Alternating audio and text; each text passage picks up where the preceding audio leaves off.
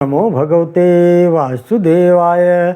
डमरू वाले बाबा तुमको आना होगा, डम डम डमरू बजाना होगा। माँ गौरा शंगणपद जी को लाना होगा, डम डम डमरू बजाना होगा। डमरू वाले बाबा तुमको आना होगा, डम डम डमरू बजाना होगा। सावन के महीने में हम कांवड़ लेके आएंगे, पावन गंगा जल से बाबा तुमको नहलाएंगे। कांवड़ियों को पार लगाना होगा, डम डम डमरू बजाना होगा। डमरू वाले बाबा तुमको आना होगा, डम डम डमरू बजाना होगा।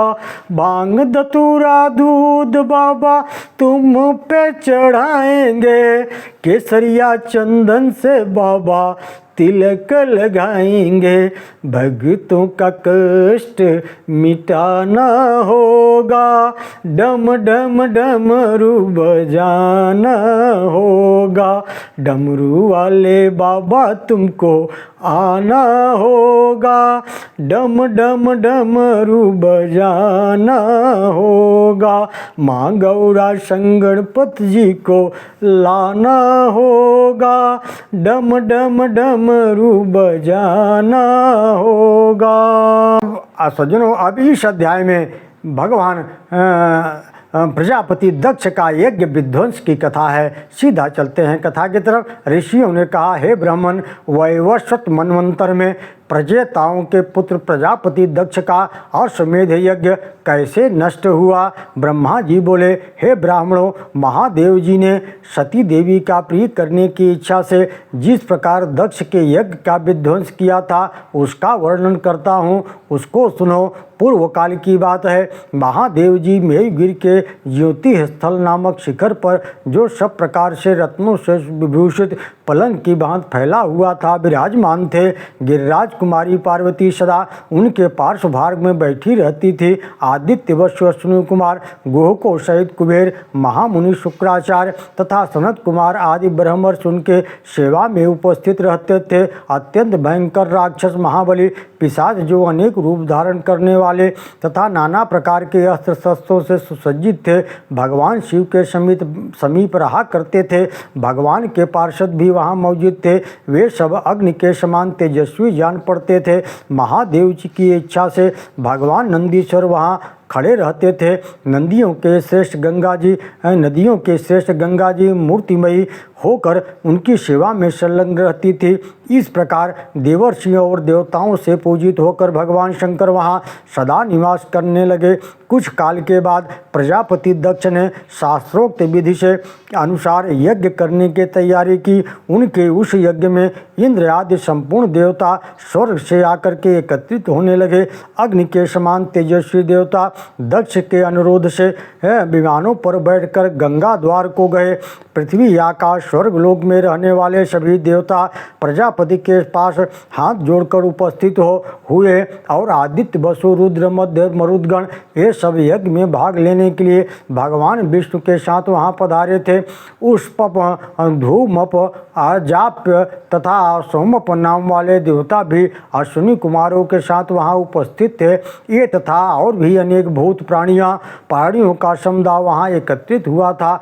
जरायुज, अंडज, श्वेदज, उद्विज भी उस यज्ञ में सम्मिलित थे। देवता लोग अपनी स्त्रियों तथा महर्षियों के साथ वहाँ पधारे थे। देवताओं को वहाँ जाते देख गिरिराज कुमारी पार्वती भगवान शंकर से पूछा कि भगवान, ये इंद्र आदि देवता कहाँ जाते हैं? महादेव जी बोले, हे महाभागे प्रिय, प्रजापति दक्ष अश्वमेध यज्ञ करते हैं, उसी में सब देवता जा रहे हैं। देवी ने पूछा, महाभाग, आप इस यज्ञ में क्यों नहीं जाते? कौन ऐसी रुकावट आई है जिससे आपका वहाँ जाना नहीं होता?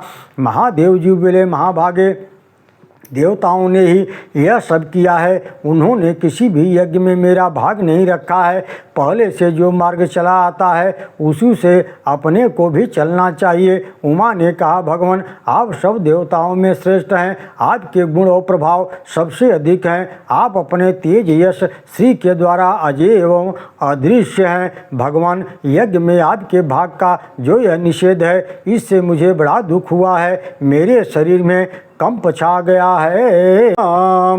महादेव जी बोले, हे देवी, क्या तुम मुझे नहीं जानती? आज तुम्हें जो मोह हुआ है उससे इंद्र आदि देवताओं सहित संपूर्ण त्रिलोकी नष्ट हो सकती है। मैं ही यज्ञ क्या स्वामी हूँ। मेरी ही सब लोग निरंतर स्तुति करते हैं। मेरी ही संतोष के लिए सब रथंतर शाम का गान करते हैं। ब्राह्मण वेद मंत्रों से मेरा यजन करते हैं।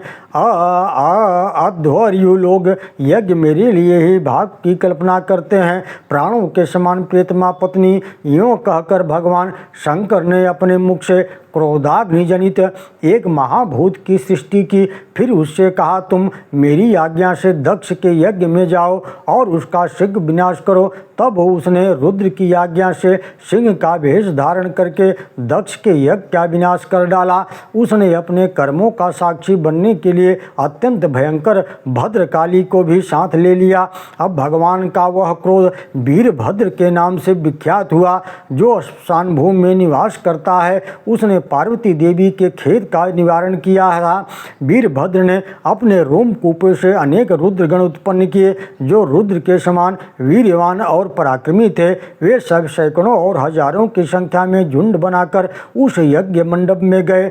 उनकी किलकिलाहट से समस्त आकाश गूंज उठा। अग्नि सूर्य का प्रकाश मंद पड़ गया। चारों ओर अंधकार छा गया। उस समय वे समस्त रुद्रगण यज्ञ मंडप में आग लगाने लगे। किसी ने यूपों को तोड़ डाला, किसी ने उन्हें उखाड़ दिया, किसी ने सिंहनाद करता और कोई वहाँ की सब वस्तुओं को तहस नहस कर डालता था। इतने में ही वायु के समान वेग से इधर उधर दौड़ने लगे। यज्ञ पात्र चूर चूर हो गए। वहाँ के मंडप ढह गए। ऐसा जान पड़ता था आकाश से तारे टूट कर गिर रहे हों।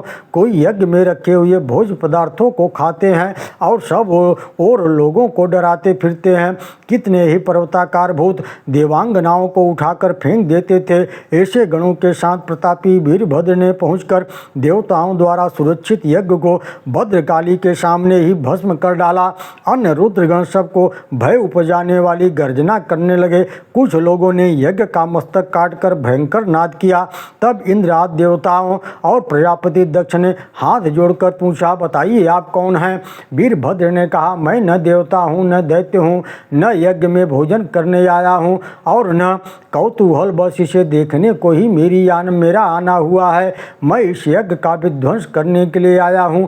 मेरा नाम वीरभद्र है। मैं रुद्र के कोप से प्रकट हुआ हूँ। ये भद्रकाली है। इनका प्रादुर्भाव पार्वती देवी के क्रोध से हुआ है। ये देवाधिदेव महादेव जी के भेजने से यज्ञ के समीप आई हैं। हे राजेंद्र, तुम देव भगवान उमापति के शरण में जाओ और उनका क्रोध भी वरदान के ही तुल्य है। ओम नमो भगवते वासुदेवाय।